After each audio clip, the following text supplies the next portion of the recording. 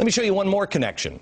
In 1860, David Wyrick, he's a guy who surveyed the Newark earthworks. He was digging into a mound near those earthworks, and he found a wooden coffin made of oak.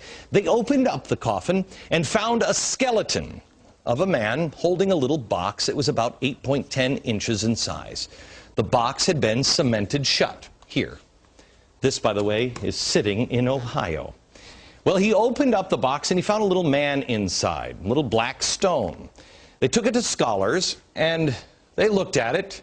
The man seems to be carrying something, and there's writing here at first they couldn't recognize. The writing is, they thought in 1860, some sort of Hebrew. Well, finally, about 20 years later, they found some rabbis living in the area, and the rabbis looked at that, and they could read it. They said it was an old kind of block Hebrew, and it was a rendition of the Ten Commandments. Now, this is another piece. Block Hebrew, they said they'd never seen anything like it.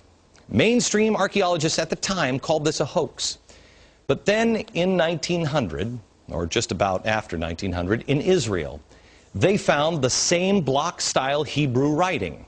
Mainstream archaeologists still dismissed the findings. They found it in Israel, and they found it in Ohio. But there was another stone that they found that they couldn't argue. This is the Bat Creek stone. It was found during the course of an official Smithsonian evacuation. The Smithsonian didn't understand the meaning of the writing on the stone. They thought it was Cherokee, since it came from Cherokee country. They didn't realize that it's actually Hebrew. They had published this originally upside down. They threw it in a box at the bottom of the Smithsonian, put it in the basement. Many years later, a scholar took it out of the box, looked at it, and went, oh my gosh, it's upside down. It's Phoenician, ancient Hebrew.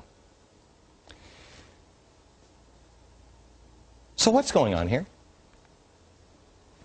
What is that about? Where is that history?